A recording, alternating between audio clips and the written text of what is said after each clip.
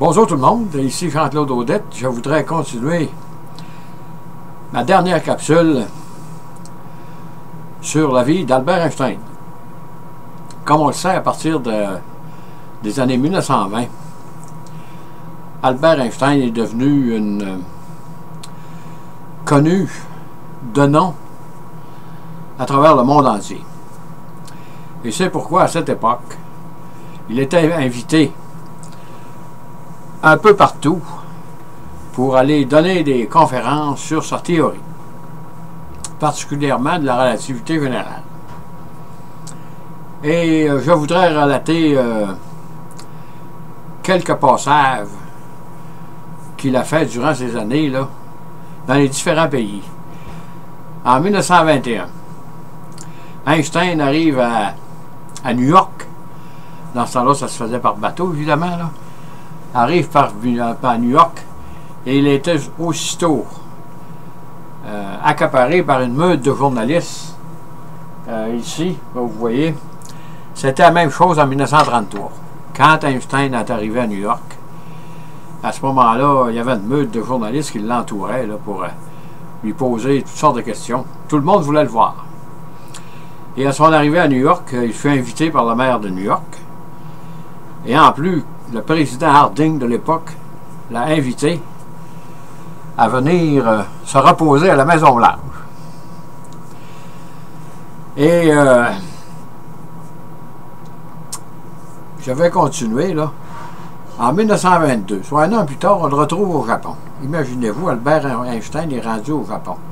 Il avait été invité par les Japonais, probablement par les universités de la place, là, pour donner probablement des conférences sur les théories qui ont révolutionné la physique, là, comme la relativité générale, la relativité restreinte, et E égale MC2. Je ne crois pas qu'on parlait de ça à cette époque, parce que c'était tellement abstrait que c'était pas le sujet de l'heure. Et en 1923, à l'invitation encore des universités de l'Espagne, quand Albert Einstein se rend en Espagne, il est aussitôt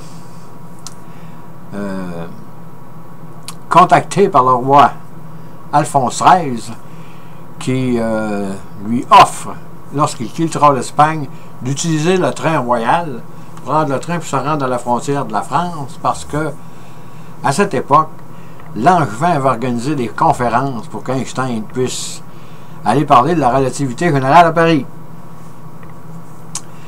Et en 1930, on le voit avec Charlie Chaplin, qui est ici.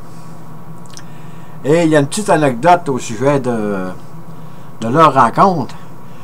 Quand Einstein a rencontré Charlie Chaplin, il lui aurait dit: tout le monde parle de vous parce qu'ils vous connaissent. Lui, c'est une grande vedette, ça, Charlie Chaplin, les films muets, là. Et Einstein de continuer: moi, personne ne me connaît, mais tout le monde parle de moi. Et en 1932, il est invité par le roi Albert et la reine Élisabeth de Belgique. J'ai vu leur photo ici, là, mais je n'ai pas trouvé de photo. Il y a des photos d'Albert Einstein qui existent, qui est posé avec le roi Albert, mais je ne les ai pas trouvées dans Google. Probablement que ce sont des photos où il y a des droits de publication, probablement. Ce sont des photos, une série de photos qui ont été prises par la reine Élisabeth lorsqu'Einstein est allé encore là donner des conférences, là, et il a rencontré le roi et la reine de Belgique. Et en 1933, Einstein va rencontrer Sir Winston Churchill. Churchill n'était pas encore sœur, je pense, dans ce temps-là. Là. Mais c'était un des grands d'Angleterre. Là. Et toujours dans le même cadre, là, toutes les universités se l'arrachaient pour qu'il vienne parler de sa théorie, surtout de la relativité générale. Et à remarquer, j'ai lu, quand il est passé en Angleterre, ça veut dire qu'Albert Einstein, quand il donnait des conférences, il les donnait en allemand. Parce que c'était sa langue maternelle, ça, l'allemand. Et dans le livre que j'ai lu, il montre l'annonce avec qu'Einstein va donner une conférence, mais mettons qu'il chargeait tant de livres, ils ont changé le prix, ils ont relevé le prix parce qu'il y avait trop de monde qui devait aller le voir. Et c'était prononcé en allemand. Imaginez-vous comment est-ce que Albert Einstein pouvait être populaire à cette époque-là. Et en 1933, ben Einstein, là, suite à son voyage, en passant par l'Angleterre, il se rend aux USA.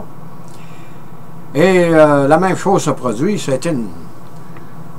Tout le monde voulait le voir, Albert Einstein. Et le président Roosevelt l'a invité à passer une nuit à la Maison Blanche, se reposer. Et en 1934, on le retrouve en Argentine. Et